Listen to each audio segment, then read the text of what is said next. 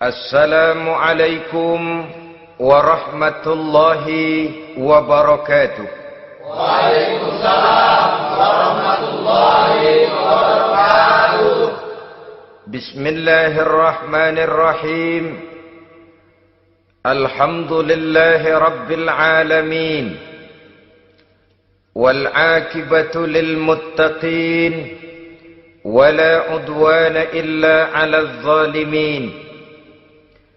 والصلاة والسلام على أشرف الأنبياء والمرسلين سيدنا ومولانا محمد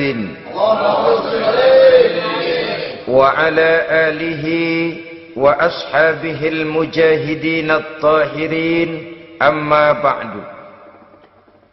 Saudara-saudara kaum muslimin rahimakumullah.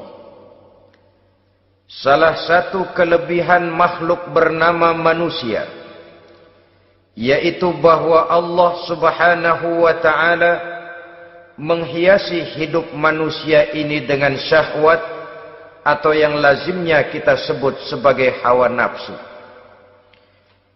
Inilah tenaga yang merupakan daya dorong yang melahirkan dinamika dalam kehidupan manusia, yang menyebabkan terus-menerus terjadinya perkembangan dalam sejarah peradaban dan kehidupan manusia. Hawa nafsu bisa melambungkan seseorang kepada puncak kejayaan, dan hawa nafsu dapat menenggelamkan seseorang ke dasar jurang kehancuran yang paling dalam. Pada surah Ali Imran ayat 14, Allah subhanahu wa ta'ala berfirman, A'udzu billahi minasyaitonir rajim. Zuyyina lin-nasi hubbus syahawati minan nisa'i wal banin wal qanatiril muqantarati minadh dhahabi wal fiddah wal khaylil musawwamati wal an'ami wal harth. Dzalika mata'ul hayatid dunya. Wallahu indahu husnul ma'ab. Mari kita perhatikan ayat ini lebih dekat lagi. Allah subhanahu wa ta'ala menjelaskan, Zuyyina linnasi hubbus syahawat. Makhluk manusia itu dihiasi dengan hawa nafsu. Dengan kata lain, hawa nafsu adalah perhiasan. Manusia tanpa hawa nafsu sama saja dengan orang yang tidak berhias, monoton, tidak mempunyai perkembangan dalam gerak kehidupannya. Tetapi kalau hawa nafsu adalah perhiasan, maka jika kita berbicara soal perhiasan, ada dua hal yang harus menjadi catatan pokok. Pertama, kapan satu perhiasan boleh kita pakai? Yang kedua, di mana perhiasan itu harus kita pakai? Kalau saudara berdandan rapi, pakai sepatu dengan kaos kaki, celana, jas, pakai dasi segala macam, tapi itu saudara lakukan pada saat saudara akan pergi ke WC, maka saudara sudah memakai perhiasan tidak pada waktu yang tepat. Begitupun sebaliknya, kalau jam tangan saudara pakai di kaki, kopiah saudara pasang di kaki, lalu sepatu naik ke atas jidat, maka saudara memakai perhiasan tidak pada tempatnya yang tepat. Demikian juga sifat yang bernama nafsu. kapan dia boleh diperturutkan, di mana dia boleh disalurkan. Adalah tugas daripada agama untuk mengatur syahwat atau hawa nafsu. Lihatlah kehidupan malaikat. Malaikat makhluk yang diciptakan Allah tanpa hawa nafsu. Maka kehidupan malaikat monoton. Malaikat tidak mempunyai peradaban dan kebudayaan. Malaikat adalah makhluk yang secara instinktif diciptakan untuk berbakti, tidak punya alternatif atau pilihan lain. Saudara lihat, ada malaikat yang sejak diciptakan diperintahkan untuk sujud, sujud saja sampai sekarang, enggak bangun-bangun. Ada malaikat yang sejak diciptakan diperintahkan untuk tasbih, tasbih saja, yang lain tidak. Ada malaikat yang sejak diciptakan diperintahkan mencabut nyawa, nyawa saja urusannya, yang lain tidak. Pekerjaannya monoton, tetapi memang karena tidak ada hawa nafsu, tidak ada kecenderungan malaikat untuk nyeleweng. Belum pernah kita dengar misalnya ada malaikat Jibril korupsi ayat. Ini kelihatannya ayat bagus ini, nggak usah disampaikan kepada bawahan Muhammad, dipakai sendiri saja. Tidak. Kita belum pernah dengar malaikat maut keliru mencabut nyawa orang yang belum waktunya modar. Belum pernah. Malaikat itu ibadun mukramun, la ya'sunallaha fima amarahum wa yaf'aluna ma yu'marun. Maka kehidupan malaikat adalah monoton. Dinamika tidak ada, peradaban dan kebudayaan juga tidak ada. Andai kata bumi dan seluruh isinya diserahkan kepada malaikat untuk mengisinya, barangkali saudara tidak akan pernah kenal jembatan Semanggi, saudara tidak akan pernah kenal Monas, gedung-gedung bertingkat, gedung-gedung pencakar langit.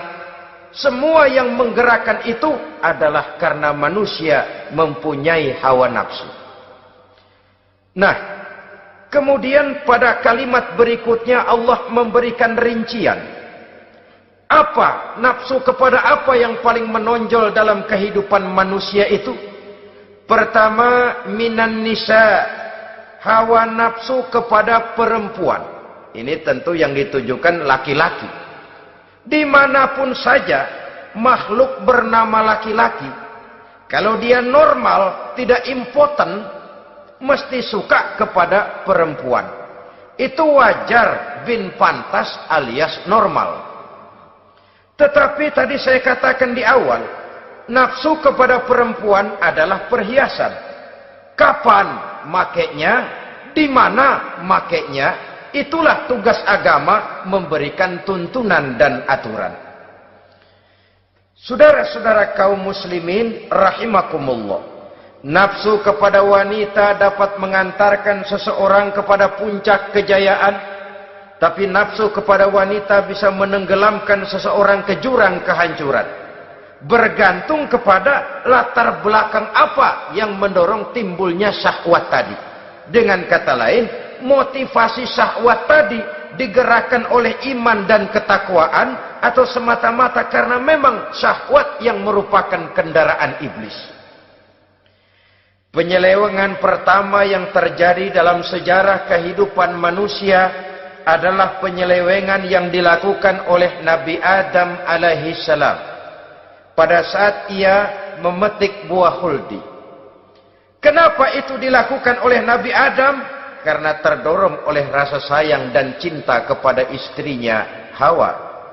Sebenarnya Hawa lah yang merajuk, Siti Hawa lah yang membujuk, dan Nabi Adam oleh karena syahwatnya kepada istrinya memperturutkan bujukan Siti Hawa itu.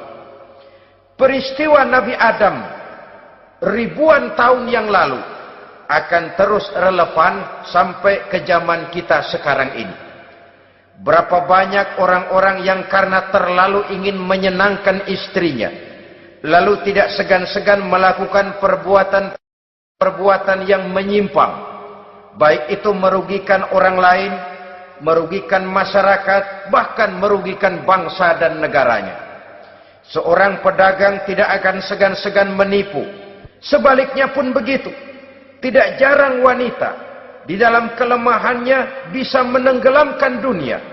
Seorang suami yang jujur, polos, lugu, sederhana bisa jadi koruptor ulung karena didorong-dorong oleh istrinya. Istrinya barangkali bisa saja dibakar-bakar oleh tetangganya.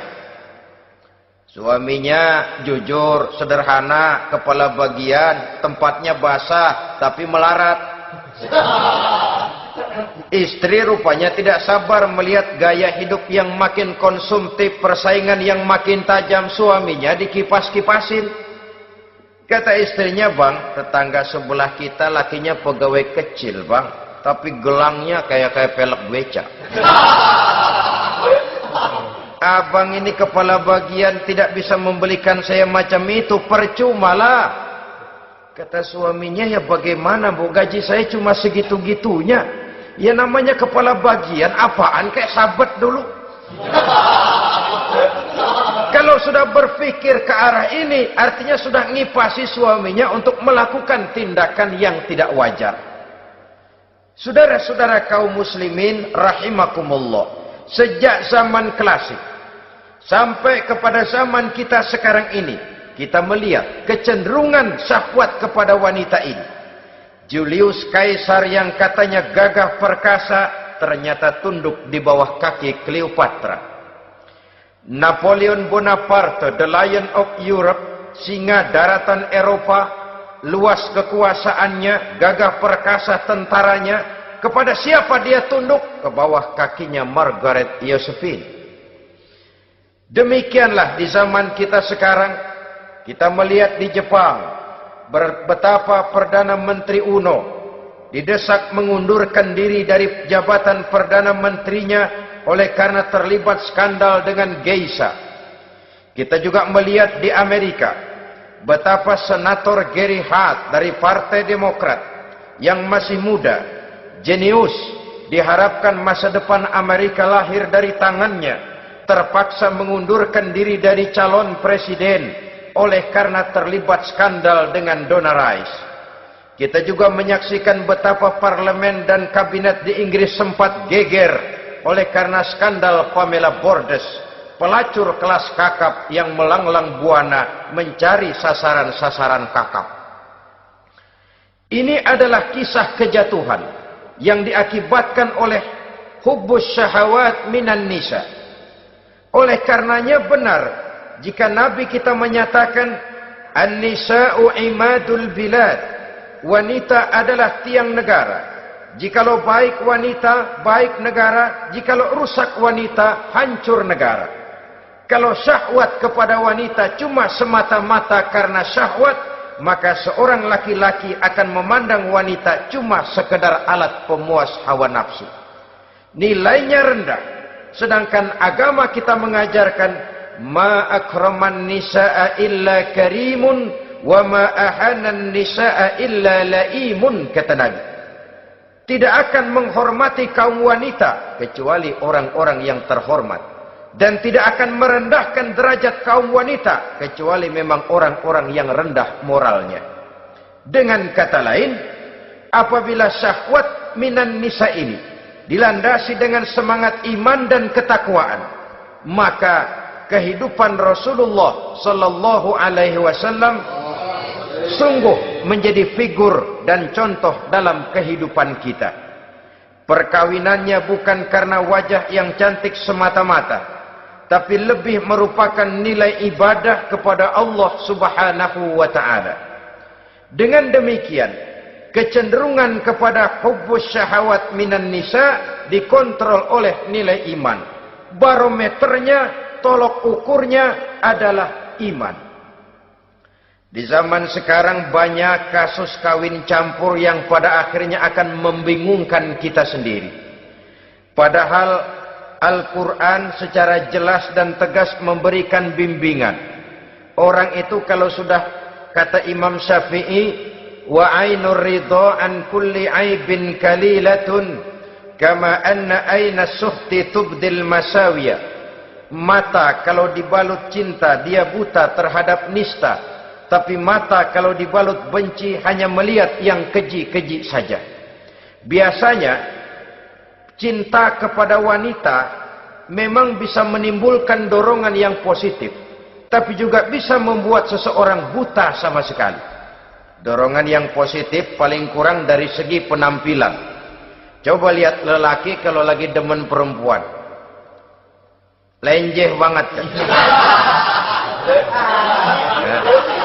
Sisiran rambutnya rapi, teriskaan bajunya lancip, sepatunya mengkilat, kantong celananya tebel, perkara anduk isinya bukan soal. Yang penting kan gaya.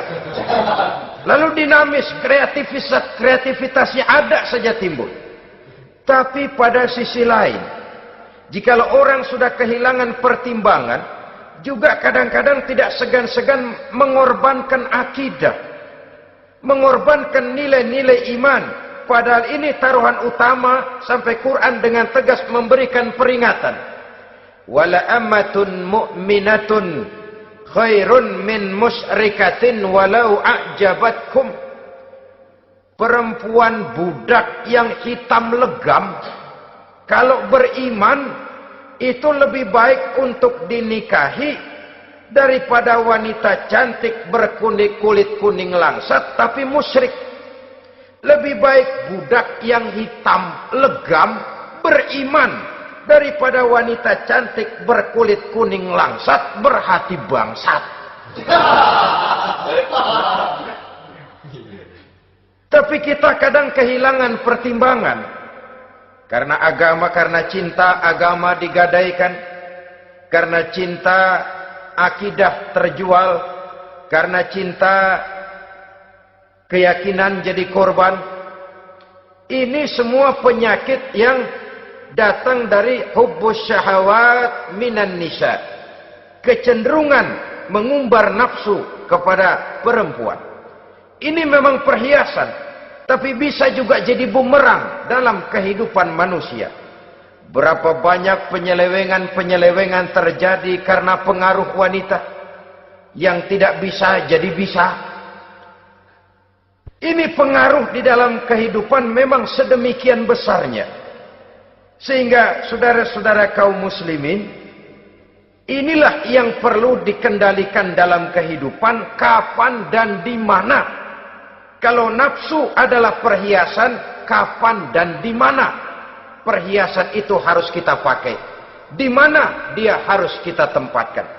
Begitu juga yang menyangkut soal perempuan. Kapan? Ya kapan? Tentu kalau sudah nikah. Di mana? Yang jelas bukan di depan umum.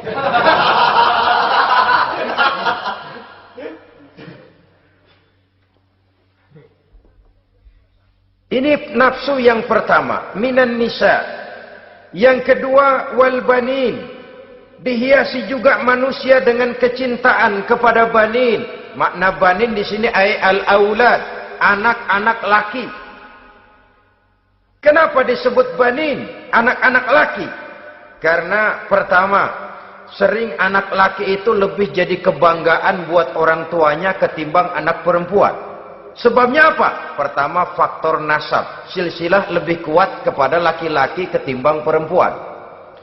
Yang kedua, faktor cita-cita. Orang tua kalau punya anak laki-laki, cita-citanya panjang. Nak, kau nanti jadi dokter ya.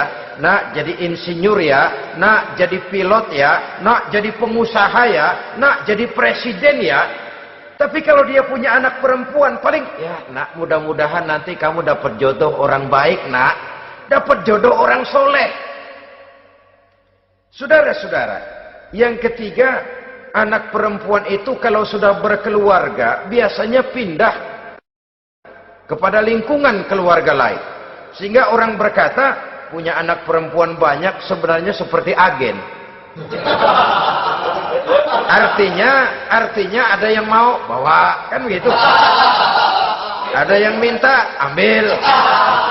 Ada yang berminat, buntel. Paling dia nengokin orang tuanya ya lebaran. Ya syukur kalau sebulan sekali atau seminggu sekali. Tapi minimnya kan lebaran. Dengan demikian dari garis nasab ini, lebih kuat al-banin ketimbang al-banat. Manusia dihiasi dengan kecintaan kepada anak-anak. Sering karena terlalu cinta kepada anak, kita menjerumuskan anak. Terlalu sayang kepada anak, segala maunya kita perturutkan tanpa kendali dan kendala. Akhirnya sifat yang demikian itu malah mendorong anak untuk manja, tidak percaya kepada kemampuan yang dimilikinya, selalu mengandalkan kepada kebesaran, kemampuan daripada orang-orang yang dibanggakannya itu. Dan dalam kondisi demikian, kedewasaan dan tanggung jawabnya akan lambat berkembang. Maka Allah Subhanahu wa ta'ala memperingatkan bahwa harta dan anak bisa menjadi fitnah. Dalam ayat lain Allah juga memperingatkan, ya ayyuhalladzina amanu la tulhikum amwalukum wa auladukum an dzikrillah. Wahai orang-orang yang beriman, jangan sampai hartamu dan anak-anakmu memalingkan kamu daripada mengingat Allah. Jangan sampai kesibukanmu kepada anak dan harta benda menyebabkan kamu sampai lupa mengingat Allah Subhanahu wa ta'ala. Berapa banyak manusia yang tenggelam dengan melupakan Allah, jauh dari agama, jauh dari tuntunan syariat, oleh karena disibukkan oleh persoalan anak dan persoalan harta benda. Maka satu-satunya jalan, jikalau kita tidak ingin anak kita sampai memalingkan kita daripada mengingat Allah, nilai-nilai keimanan harus ditanamkan kepada mereka sedini mungkin. Dengan bekal ini, maka mereka, anak-anak kita, insya Allah tidak akan membuat kita orang-orang tua ini berpaling daripada mengingat Allah, berpaling daripada kehidupan beragama. Memang karena anaklah kita orang tua peras keringat banting tulang, pergi pagi pulang sore cari nafkah. Karena anaklah kita orang tua, kepala jadi kaki, kaki jadi kepala. Asal mereka bisa menikmati hari depan yang lebih baik dari yang kita nikmati sekarang ini. Tapi berapa banyak juga orang-orang tua yang tidak sadar akan amanah berupa anak ini. Mereka lalai, mereka bersikap masa bodoh, padahal tidak akan ada yang tidak dipertanggungjawabkan di hadapan Allah Subhanahu wa ta'ala. Orang tua bisa mendapat pensiunan pahala kalau anaknya tumbuh menjadi anak yang soleh. Tetapi orang tua pun bisa saja masuk neraka karena anaknya menjadi anak yang kurang ajar dan orang tuanya sama sekali tidak pernah memberikan pendidikan yang sebagaimana mestinya.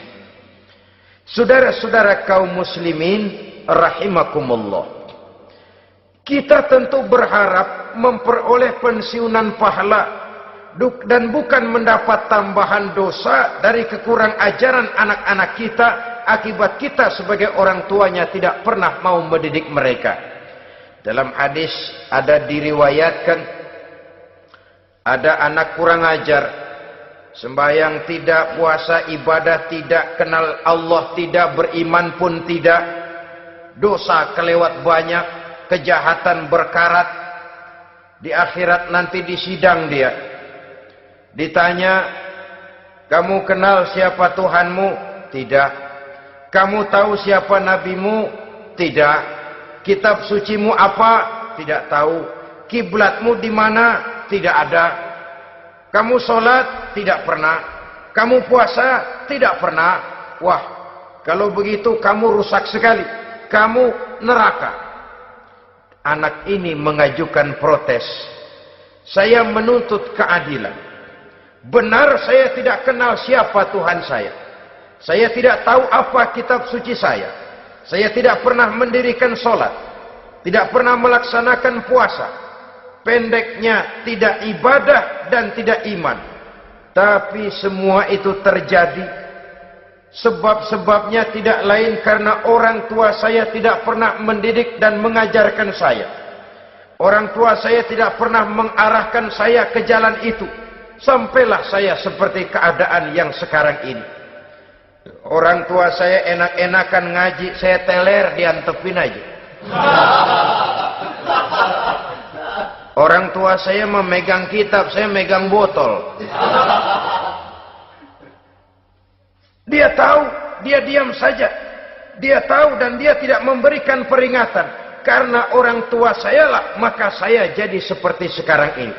Kalau saya harus masuk ke dalam neraka, saya menuntut keadilan agar orang tua saya juga ikut bersama saya gabung ke dalam neraka. Orang tuanya yang baik-baik dipanggil, sudah mau berangkat ke surga nih orang tua, dipanggil, "Ntar dulu mas, ini dulu." Mau kemana, gancang banget? Surga pak, nanti dulu urusan belum beres. Ini benar anakmu ini? Dilihat anaknya, iya anak saya ini. Waktu di dunia nggak pernah diajarin ngaji, nggak pernah. Sampai dia nggak kenal Tuhannya, nggak kenal nabinya, nggak kenal kiblatnya, nggak kenal kitabnya. Iya. Dia sembahyang, kamu dia nggak sholat, kamu diemin aja. Iya kali. Kenapa pakai kali? Yang benar ngomong. Ramadan dia nggak puasa, kamu nggak tegur, kamu diam saja. Iya. Wah, kamu nggak tanggung jawab. Kamu tahu anak itu adalah amanah. Menyia-nyiakan amanah adalah khianat. Khianat adalah dosa besar. Jadi bagaimana saya? Ya kamu gabung sama anakmu, join ke neraka berdua bareng. Lantaran kamu tidak mau mendidik mereka, anak-anakmu, maka jadilah anak-anakmu seperti sekarang ini. Saudara-saudara kaum muslimin rahimakumullah. Sebaliknya, jikalau anak-anak kita yang kita cintai ini, yang merupakan buah hati belahan jantung, tumbuh dan berkembang menjadi anak-anak yang soleh, yang bermanfaat bagi masyarakatnya, bagi agama, bangsa dan negaranya, kita orang tuanya bolehlah tentram menerima pensiunan pahala. Menerima pensiunan pahala dari kesolehan anak yang ditinggalkannya.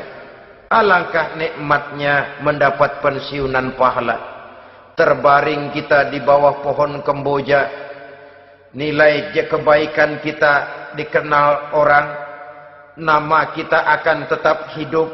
Oleh karena kita meninggalkan anak-anak yang tumbuh menjadi generasi yang soleh, bukan anak yang salah.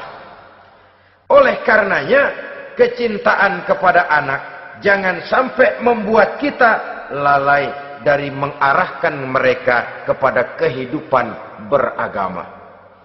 Di zaman sekarang ini, kecenderungan kita mengarahkan anak pun sudah kepada kecenderungan yang berbau materialistis. Maka yang ramai bagaimana anak bisa mengejar program MBA, Master of Business Administration, supaya keluar bisa jadi manajer. Bagaimana anak lalu kursus komputer, supaya keluar menjadi tenaga yang canggih di bidang komputer. Ya, kalau dia perempuan cantik, bagaimana dia bisa masuk akademi sekretaris and management, supaya bisa jadi sekretaris. Atau bagaimana dia bisa masuk sekolah nyanyi, supaya nanti jadi penyanyi dengan tarik suara, uang lalu mengalir ke dalam kocek jutaan nilainya. Maka yang ramai pun hal-hal yang semacam itu. Dalam pada itu, pengajian, kursus-kursus keagamaan, studi-studi klub yang membicarakan masalah-masalah agama, ramainya kadang-kadang kalau bulan Ramadan, dianggap training center. Ya lumayan, daripada tidak sama sekali mah lumayan. Tapi dengan demikian ini kan merupakan bagian terpokok dari kehidupan manusia. Alangkah idealnya jika dia mengantongi gelar MBA, Master of Business Administration, tapi punya nilai iman yang tangguh, ahli komputer tapi punya keyakinan beragama yang mantap. Saudara-saudara kaum muslimin rahimakumullah, kecintaan kepada anak-anak sering mendorong seseorang untuk menimbulkan sifat nepotisme, Segalanya serba garis keturunan. Sejak ia jalur birokrasi sampai ke dalam kehidupan sehari-hari, nepotisme ini bisa terlihat. Orang kehilangan kondisi objektivitasnya. Mampu atau tidak, soal lain. Bidangnya atau tidak, bukan soal. Yang penting masih ada hubungan keturunan. Maka timbullah tumpang tindih untuk sesuatu pekerjaan yang tidak sesuai dengan kemampuan dan keahliannya. Di desa-desa kita melihat masjid, ketua masjid bapaknya, bendahara anaknya, sekretaris mantunya, Bilal besannya, kul beduk engkongnya. Pokoknya asal masih ada garis keturunan, masuk. Tidak, minggir. Ini pada akhirnya kurang menciptakan pemerataan kesempatan. Iyalah kalau profesinya, tapi kan jarang yang demikian itu. Kita boleh cinta kepada anak-anak kita, tapi jangan lalu mempergunakan posisi yang kebetulan kita gunakan untuk menempatkan anak-anak kita lebih dari kemampuan yang mereka miliki. Nepotisme yang lahir. Sehingga ini bukan saja tidak mendidik, tapi mengakibatkan terjadinya tumpang tindih. Tidak lagi berprinsip the right man on the right job, bahwa orang harus ditempatkan sesuai dengan keahliannya, tapi kita sudah berpikir subjektif. Ahli atau tidak ahli, asal masih berbau keturunan, ayo silakan. Nepotisme yang akan lahir. Oleh karenanya, mencintai anak adalah sesuatu yang merupakan perhiasan di dalam kehidupan. Wajar, tetapi harus kita menempatkannya sesuai dengan semestinya. Ini yang kedua. Yang ketiga, nafsu yang menghiasi hidup manusia itu adalah nafsu kepada wal qanatiril muqantarati minadh dhahabi wal fiddah. Al-qantarah ay al-malul katsir. Kecintaan, kesenangan, nafsu kepada harta benda yang banyak daripada emas dan perak. Ini tentu sesuai dengan situasi dan kondisi. Kecintaan untuk mengumpulkan harta benda yang sebanyak-banyaknya. Baik itu berupa emas, baik itu berupa perak. Ini cuma penyebutan beberapa jenis dari kecenderungan manusia kepada harta benda. Bukankah sering dikatakan orang bahwa manusia di dalam berhadapan dengan harta itu seperti meminum air laut. Makin diminum, makin kering tenggorokan, makin haus kita dibuatnya. Apabila watak ini kita perturutkan, maka manusia tidak akan pernah kenal puas, tidak akan pernah kenal cukup. Nabi kita memberikan peringatan. Lau anna libni Adam wadiyani min zahabin labtagha lahu mathalisan wa la yamla'u jawfa ibni Adam illa turab. Andai kata manusia mempunyai dua buah ladang yang seluruhnya berisi emas, akan puaskah manusia? Tidak. Mereka akan cari ladang emas yang ketiga. Wala yamla'u jawfa ibni Adam illa turab. Sungguh mulut manusia ini tidak akan pernah penuh terisi kecuali kalau sudah disumpal dengan tanah. Artinya kalau sudah dia dipendam di liang lahat baru cukup. Tetapi sepanjang dia masih bergerak, masih hidup dan bernyawa, masih bisa berusaha dan berbuat, dia tidak akan pernah mengenal puas. Ini akan mendorong manusia terjebak kepada menghalalkan segala cara untuk mencapai tujuan. Yang penting kaya, kan begitu. Dan cepat. Sebab sekarang orang sering motong kompas. Yang penting kan cepat kaya. Soal cara, kalau jujur aja mah, sampai kapan mau kaya? Perkara itu renten, bukan soal. Perkara itu judi, tidak jadi masalah. perkara itu korupsi, menyangkut hak orang banyak, bukan soal. Yang penting cepat kaya. Dan anehnya lagi, tidak malu menumpuk kekayaan dengan cara yang tidak wajar. Ya kan orang hidup bermasyarakat tuh bisa dianalisa tuh. Emang usahanya apa sih? Gajinya sebulan berapa sih? Kok bisa gitu-gitu bener sih? Dari mana sih? Secara langsung orang tidak berani bertanya, tapi dari mulut ke mulut akhirnya tersebar jadi rahasia umum. Si Ano kan punya ano, dia ano, anonya seano.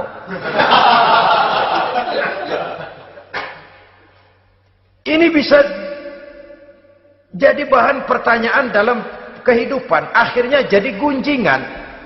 Orang sudah tidak terlalu peduli dari mana kekayaan itu diperoleh. Yang penting kaya. Dengan menghalalkan segala macam cara, terjebaklah ke dalam cara-cara mafia, terjebaklah ke dalam cara-cara yang tidak wajar, tidak bijaksana, memperkuat klik, clean, dengan menghantam yang lain. Saudara-saudara kaum muslimin rahimakumullah, bahwa manusia punya nafsu ingin kaya itu boleh. Boleh.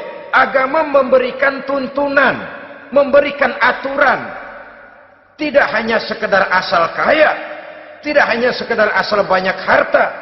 Malahan hadis menyatakan, kalau saudara diberikan umur panjang, pertanyaan akhirat cuma satu kok.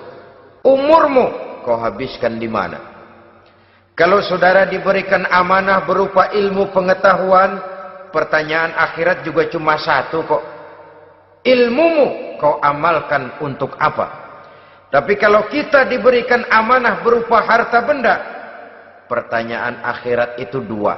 Min aina iktasabahu wa fima anfaqahu. Dari mana hartamu kau dapat, kemana hartamu kau belanjakan? Dari mananya ditanya, kemananya juga ditanya. Depan belakang ditanya. Dan kalau mempergunakan harta untuk kesenangan syahwat, orang berani bukan main. Tapi kalau untuk kepentingan agama, yang hakikatnya untuk kepentingan dirinya sendiri, berat seperti nyabut bambu dari ujung. Orang kalau menyumbang masjid 100.000, itu kan zohirnya memberikan panitia masjid. Tapi hakikatnya kan dia nabung buat dirinya sendiri. Seolah-olah dia cuma berkata, Pak, tolong saya titip 100.000, ini untuk kepentingan saya di akhirat nanti. Silakan uangnya mau dibelikan semen, pasir, kaca, pintu, jendela, silakan. Saya cuma titip, ini untuk saya di akhirat nanti. 100.000 Pak. Zohirnya dia memberikan kepada panitia masjid, madrasah, pesantren, yatim piatu. Hakikatnya dia nabung buat dirinya sendiri di akhirat. Malah tabungan ini bukan SDSB namanya, SDBS. Sumbangan dana berhadiah surga. Itu SDBS namanya. Sekarang orang mengejar SDSB, lalu berat mengejar SDBS. Sumbangan dana yang berhadiah surga. Langsung dari Allah subhanahu wa ta'ala. Coba kalau dia main golf, sewa lapangan golf itu 400-500 ribu sebulan. Paling 4-5 kali main. Beli stick golfnya saja sampai jutaan. Datang panitia pembangunan masjid 100.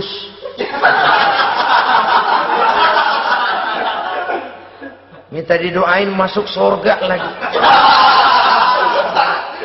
Surga 100.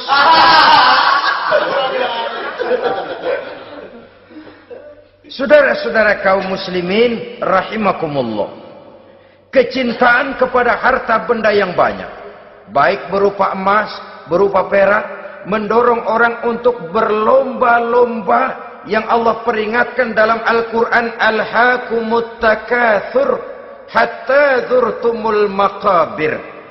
Kamu telah lalai akibat kamu berlomba-lomba memperbanyak materi dunia. Hatta zurtumul maqabir, sampai kamu dekat masuk ke liang kubur, baru rupanya sadar bahwa perlombaan ini tidak akan pernah sampai ke garis finish. Betapapun jauhnya rally Paris Dakar, garis finishnya ada. betapapun hebatnya medan yang ditempuh, buasnya gurun pasir Afrika, garis finishnya pasti ada. Itu kan rally yang terbuas di dunia katanya, Paris Dakar, tapi garis finishnya ada. Namun jikalau kita berlomba memperbanyak harta, kita tidak akan pernah sampai ke garis finish.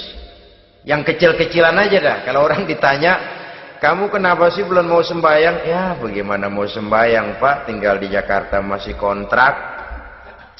Saban habis tahun diubur-ubur yang punya rumah. Kalau punya rumah sendiri walaupun kecil-kecilan, saya mau ibadah Pak. Ya, diberikan rezeki oleh Allah, bisa bikin rumah walaupun kecil-kecilan, belum juga mau sembahyang. Kok belum juga sembahyang? Iya Pak, rumah emang udah punya sendiri, cuman kecil Pak, atasnya atap, kalau hujan aja bocor.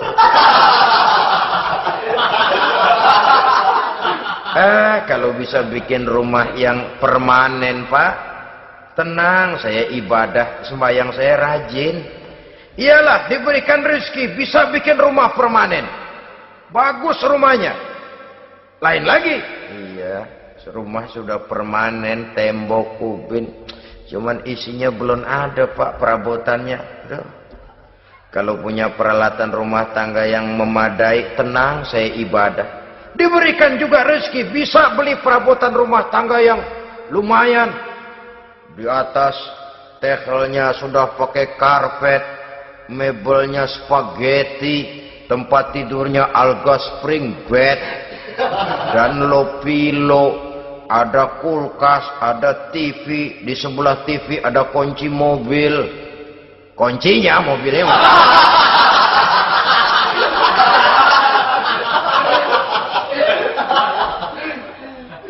Bagaimana? Sekarang sudah cukup perabotan. Perabotan sudah ada Pak, cuman kendaraan belum punya ini. Kemana-mana masih ngukur jalanan aja. Kalau punya kendaraan enak, kemana-mana cepet Pak, mau ke masjid juga getap dah, rajin. Diberikan rezeki bisa beli kendaraan. Lain lagi nanti, sudah punya sepeda, pengen punya motor, kepengen punya mobil, kepengen punya pesawat terbang, pengen punya kapal induk.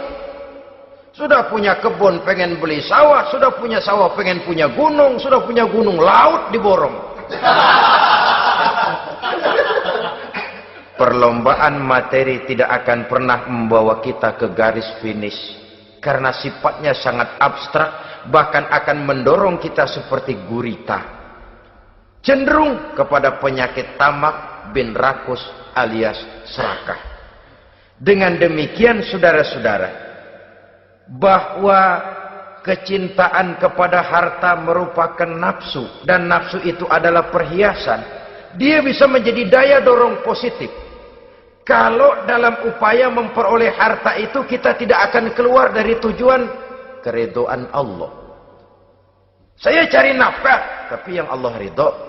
Saya ingin kaya, tapi dengan cara yang Allah ridho. Ini kunci yang akan menyelamatkan kita manusia dari perangkap menghalalkan segala cara. Ini yang ketiga.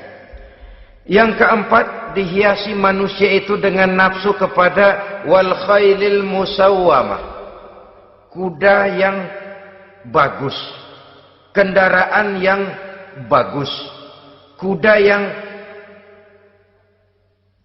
terpelihara. Al musawwamah ada yang mentafsirkan ar-ra'iyah. Ar-ra'iyah itu yang digembalai, binatang ternak, kuda yang digembalai atau kuda yang diikat. Artinya, kalau dulu kan yang namanya tuan-tuan tanah itu baru dibilang bejeger kalau kemana-mana naik kuda. Jet set zaman dulu itu udah kelompok jet set, itu kendaraan. Kalau sekarang baby benda, dulu mah kuda band.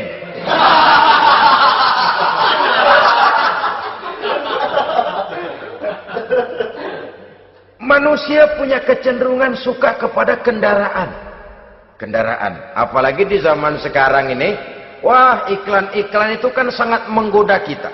melayani segala macam bentuk penjualan. Nah, ini lalu terangsang biar duit cekak. Kalau udah ngebaca itu, wah berani banget dah. Tahu duit nggak mungkin cukup, tapi begitu baca melayani segala macam bentuk penjualan dengan fasilitas ringan. Nah, jadi dah. Jadi juga punya mobil, jadi dah. Perkara utang itu bakal nyekek leher, bukan soal. Kasihan saudara-saudara kita di daerah-daerah yang terjebak kepada iklan-iklan merangsang yang akhirnya di luar kemampuan. Sehingga terjebak pada saat dia harus mengembalikan kredit, dia tidak mampu, barang disita, uang hangus, nyengir deh. Bekipas sembari tahlil. Habis arang besi binasa. Bahwa kita menginginkan kendaraan yang serba baik, silahkan. Tiap akhir tahun ganti merek, keluar yang baru, ganti lagi. Itu kalau orang yang mampu. Buat kita yang tidak mampu, kenapa tidak bersyukur melihat yang lebih rendah di bawah kita? Alhamdulillah kita punya mobil, tangga kita cuma punya motor. Yang punya motor, syukur kita punya motor bisa rada cepetan. Tangga sebelah punya sepeda, mana-mana kekejek mulu. Yang punya sepeda, alhamdulillah punya sepeda. Tangga sebelah kemana-mana jalan kaki. Yang jalan kaki, syukur masih bisa jalan. Teman sebelah lumpuh bertahun-tahun nggak. Yang lumpuh, alhamdulillah masih hidup. Tangga sebelah kemarin out nggak balik lagi. Saudara-saudara, saya pikir menengok ke atas itu perlu supaya ada rangsangan kita untuk maju. Tapi menengok ke bawah pun juga lebih perlu agar kita mensyukuri yang ada dan tidak suudzon, tidak buruk sangka kepada Allah. Apa yang diberikan Allah kepada kita sekarang ini, itulah yang terbaik menurut Allah untuk kita. Saudara-saudara kaum muslimin rahimakumullah. Dahulu ada seorang pemuda, matanya buta. Dia mengeluh, ya Allah, kenapa saya dilahirkan dalam keadaan buta? Apa dosa saya? Apa salah saya? Andai kata saya tidak buta, saya melihat keindahan alam ini, saya lebih akan bersyukur kepadamu ya Allah. Nah sudah, dia berburuk sangka kepada Allah. Satu hari, ini Raja Baduy di pedalaman mengerahkan tentaranya menculik anak-anak muda. Ini Raja Baduy ini kanibal, artinya suka makan daging manusia. Anak-anak muda ini diculik. Yang masih muda-muda ya, kalau kambing muda itu kan di sop rada sedap. Rupanya ini Raja kanibal ini begitu. Anak-anak muda termasuk ya pemuda yang buta tadi itu kena culik. Ya sudah diculik, rawatlah di istana raja ini, diberikan pakaian bagus, dikasih makan serba enak. Sebab apa? Supaya badannya gemuk. Setelah gemuk nanti dipotong di sop legit. Sudah, kerjanya cuma makan tidur, fasilitas nikmat, tidur enak. Udah giliran dapat 1 bulan 2 bulan kemudian, ketika mau diambil anak-anak muda ini, raja sendiri yang milih mana yang disop duluan nih. Sampai giliran anak muda yang buta ini, raja geleng kepala. Yang begini mah buta, dagingnya nggak enak. Ini satu lepas aja, lepas. Saya mau makan daging orang buta, lepas aja. Pulang ini anak muda, batinnya bersyukur, sujud syukur, ya Allah, katanya untung saya buta. Coba kalau saya nggak buta udah habis saya disop. 2 bulan yang lalu dia mengeluh, ya Allah, kenapa saya dilahirkan dalam keadaan buta? Sekarang dalam pulang ke rumah, perjalanan menuju ke rumah, dia berkata, alhamdulillah, andai kata saya tidak buta, habis badan saya disop oleh raja yang kanibal tadi. Saudara-saudara kaum muslimin rahimakumullah. Jadi dengan demikian pola hidup yang konsumtif sesungguhnya sangat tidak mendidik apabila dilatar belakangi oleh kemampuan yang tidak menunjang. Dengan demikian setidaknya mendidik orang untuk berkhayal. Anak-anak muda sama merek mobil ngerti banget dah, punya kagak? Ini BMW model terakhir nih. Nih kemarin gue ngeliat di sana, gue megang rame banget.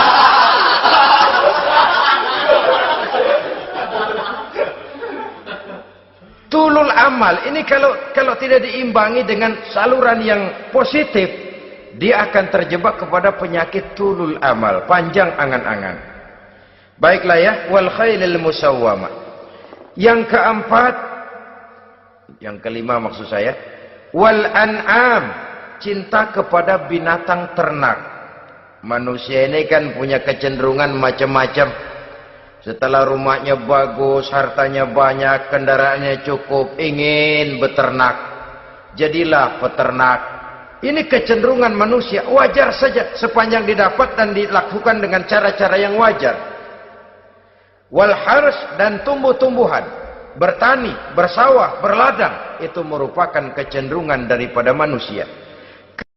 Keseluruhan itu kata Allah, kecintaan kepada wanita, kepada anak, kepada harta benda, kepada kendaraan, kepada binatang ternak, kepada tumbuh-tumbuhan, zalika, semua itu mata'ul hayatid dunya, merupakan kesenangan hidup dunia.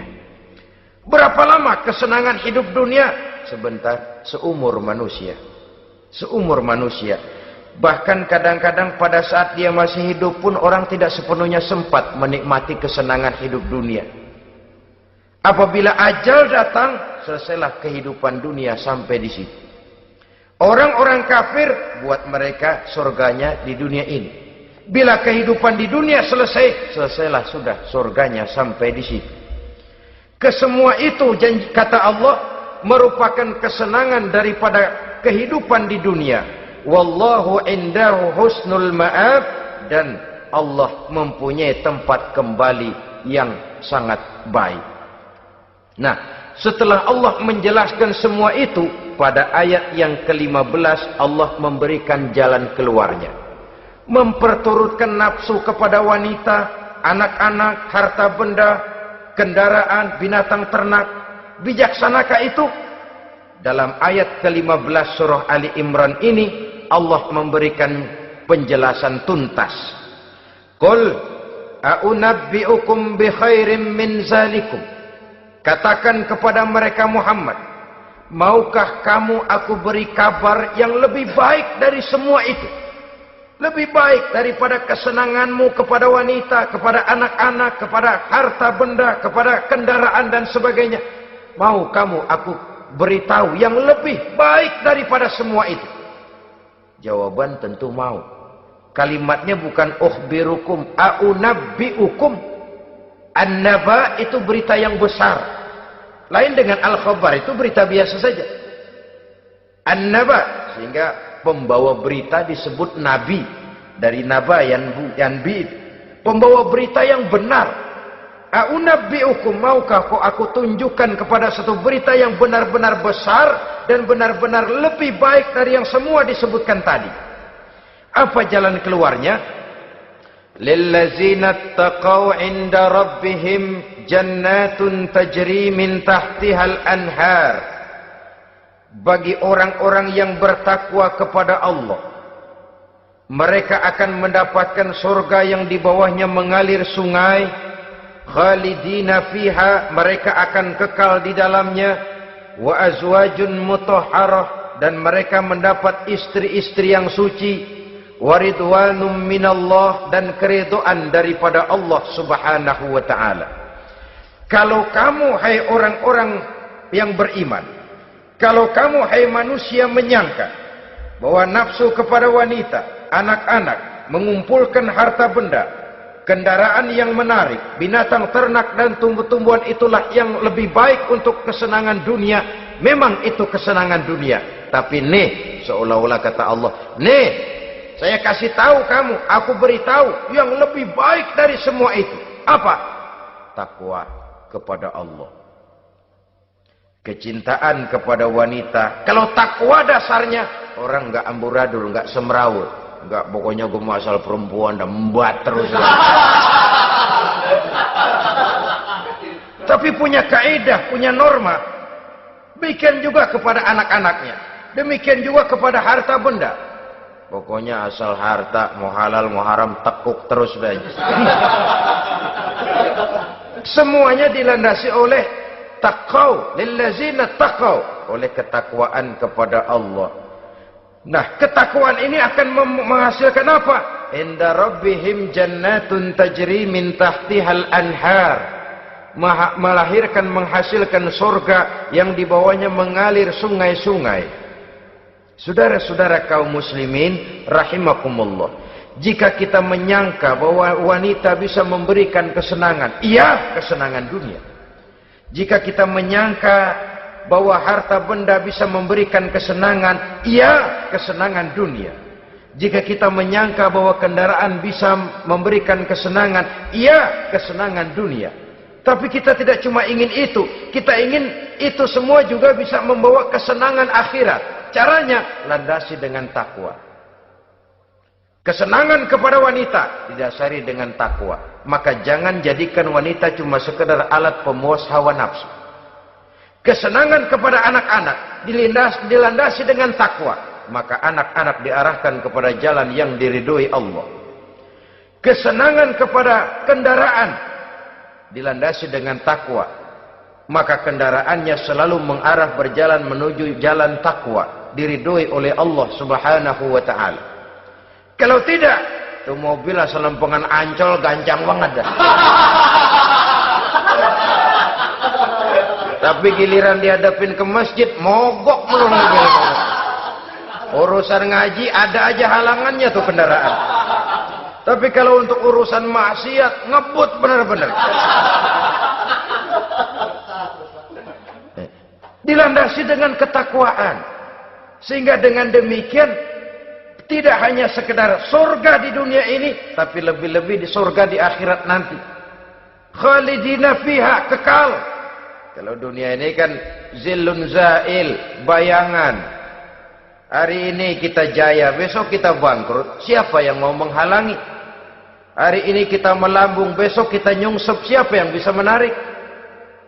Tidak kekal, berubah, temporer, relatif. Di sana, kebahagiaan yang dilandasi dengan takwa ini sudah surga, kekal di dalamnya, azwajun mutahharah. Mendapat istri-istri yang suci. Suci dalam arti belum pernah dijamah orang lain. Suci dalam arti tidak pernah terkena halangan. Seperti men misalnya. Baik menstruasi atau mencret, itu tidak. Azwajun mutahharah. Konon makna mutahharah ini ya artinya juga bisa selalu gadis. Bidadari itu. Selalu perawan. Tidak pernah janda. Walaupun tiap hari dipakai. Perawan terus. Dan yang lebih penting, waridwanum minallah, mendapat ridho dari Allah Subhanahu wa taala. Jadi hawa nafsu dengan motivasi takwa, itulah sesungguhnya yang dikehendaki oleh Ali Imran ayat 14 dan 15. Dengan demikian, manusia dengan ketakwaannya mengendalikan hawa nafsu dan bukan malah dikendalikan oleh hawa nafsunya. Sehingga dengan demikian seluruh fasilitas yang dimilikinya, baik itu berupa istri, anak, kendaraan, binatang ternak, harta benda, tanam-tanaman, seluruhnya semakin meningkatkan ketakwaannya kepada Allah Subhanahu wa taala. Mudah-mudahan kita bisa mencapai tingkat ini di mana kita hidup mampu dan sanggup mengendalikan nafsu, bukan malah dikendalikan oleh hawa nafsu. Terima kasih dan mohon maaf. Wassalamualaikum warahmatullahi wabarakatuh. Waalaikumsalam warahmatullahi wabarakatuh.